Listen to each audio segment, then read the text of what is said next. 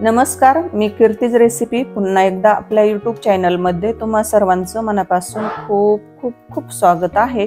तर इथं तुम्ही पाहू शकतात अगदी अजिबात चिकट न होणारी मोकळी सुटसुटीत अशी साबुदाणा खिचडी इथं आज आपण बनवलेली आहे। अगदी झटकीपट होणारी ही साबुदाणा खिचडी आहे।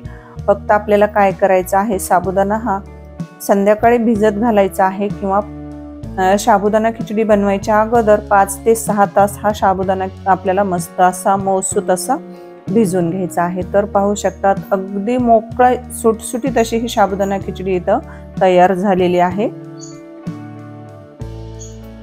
तत्पूर्वी तुम्ही जर चॅनलला आणखीही सबस्क्राइब केलं नसेल तर कीर्तीज रेसिपी या चॅनलला सबस्क्राइब करा आणि बेल आयकॉन प्रेस करायला विसरू नका। परत एकदा आपल्या यूट्यूब चॅनलमध्ये तुम्हा सर्वांचं खूप खूप स्वागत आहे। तर चला मग लगेच आपण रेसिपीसाठी सुरुवात करूया। आता इथं बघा मी साबुदाणा घेतलेला आहे।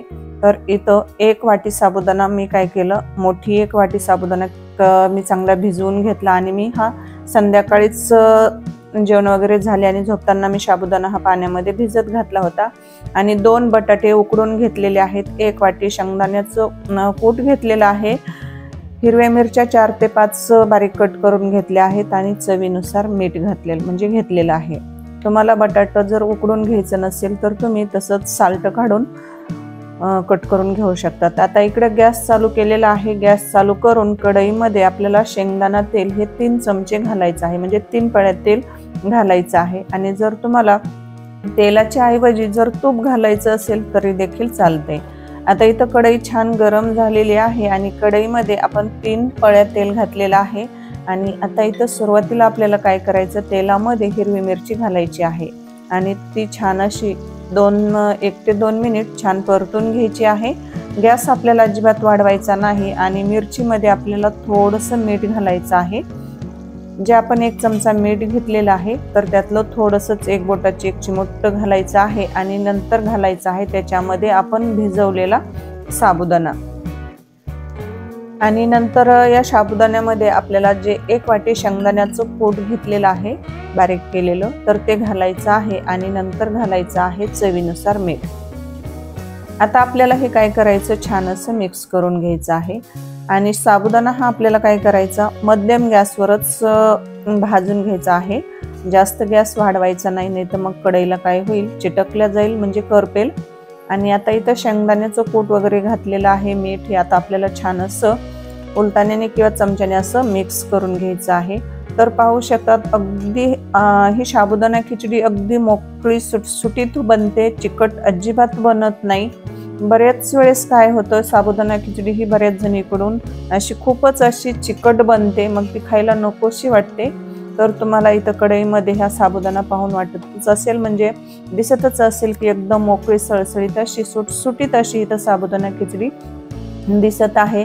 आणि आता इथं काय केलं बघा, मी बटाटे जे आपण उकडून घेतलेले होते 2 बटाटे, तर त्यातले मी थोडेसे ठेवले शिल्लक, पण मी परत ते पण प्लेटमधले मी परत सगळेच बटाटे ठेवले।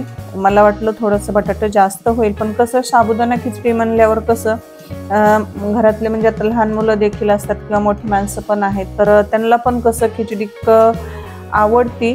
तर लहान मुलांना कसं साबुदाणा खिचडी म्हणलं की त्याच्यामध्ये बटाटा थोडंसं जास्तीच आवडतं, म्हणून मी काय करते, माझ्या लहान मुलीला बटाटा खूप आवडतं म्हणून मी कधी पण साबुदाणा खिचडी बनवायची असेल ना तर त्याच्यामध्ये मी बटाटा थोडंसं जास्तच घालते। आता इथं बटाटा घातलेला आहे साबुदाण्यामध्ये आणि छान असं मिक्स करून घेतलं आहे।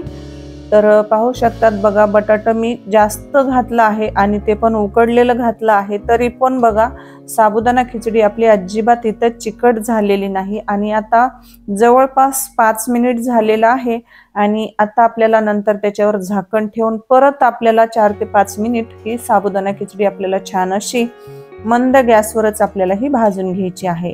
आता झाकण ठेवल्यानंतर मी नंतर झाकण काढलं आणि परत आपल्याला छान मिक्स करून घ्यायची आहे। तर पाहू शकतात इथं साबुदाणा खिचडी इथं मस्त अशी भाजत आलेली आहे, पण आपल्याला जशी हवी आहे तशी आणखी इथं साबुदाणा खिचडी तयार नाही झालेली।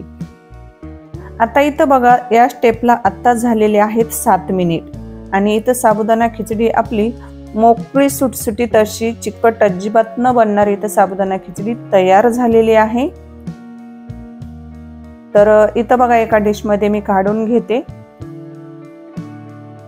तर कशी वाटली तुम्हाला रेसिपी मला नक्कीच कमेंट करून सांगा। आणि आजची ही साबुदाणा खिचडी ही रेसिपी जर तुम्हाला आवडली असेल तर प्लीज एक लाईक करा। तुमच्या एका लाईकमुळे मला खूप मोठं प्रोत्साहन मिळतं, तर त्यासाठी लाईक न चुकता करायचं आहे।